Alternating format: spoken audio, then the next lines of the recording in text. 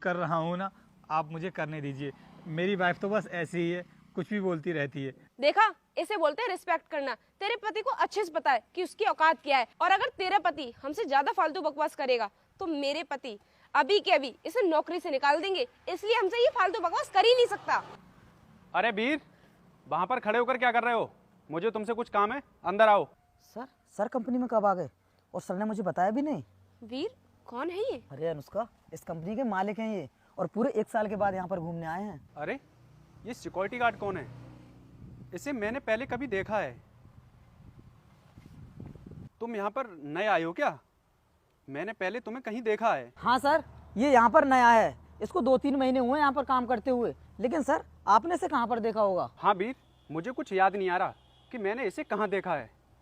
हाँ, याद आया, मैंने तुम्हारे बारे में न्यूज़पेपर में पढ़ा था। तुम एक सॉफ्टवेयर इंजीनियर हो ना? क्या सर, सॉफ्टवेयर इंजीनियर? वो भी ये?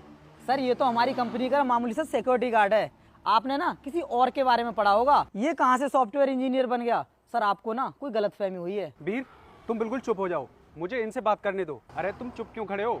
कुछ अपने बारे में बताओ ना, कौन हो तुम? हाँ सर, मैं एक सॉफ्टवेयर इंजीनियर ही हूँ। फिर तुम यहाँ पर सिक्योरिटी गार्ड की नौकरी क्यों कर रहे हो? मैंने तो तुम्हारे बारे में बहुत कुछ पढ़ा है कि तुमने हमारे देश के लिए कई सॉफ्टवेयर डिजाइन किए हैं। क्या सर, इन्होंने देश के लिए सॉफ्टवेयर डिजाइन किए हैं? तो रोहित, तुमने मुझे पहले क्यों नहीं बताया कि तुम एक सॉफ्टवेयर इंजीनियर हो? फिर तुम्हें ये सिक्योरिटी गार्ड की जॉब क्यों करनी पड़ रही है? बताओ ना अपने बारे में हमको। सर, मैंने आपको पहले इसलिए नहीं बताया था क्योंकि अगर मैं आपको सॉफ्टवेयर इंजीनियर बता देता तो शायद आप ये सिक्योरिटी गार्ड की नौकरी मुझे नहीं देते, और मुझे भी ये सब बताते हुए बहुत शर्म आती। इसीलिए मैंने आपको कुछ भी नहीं बताया।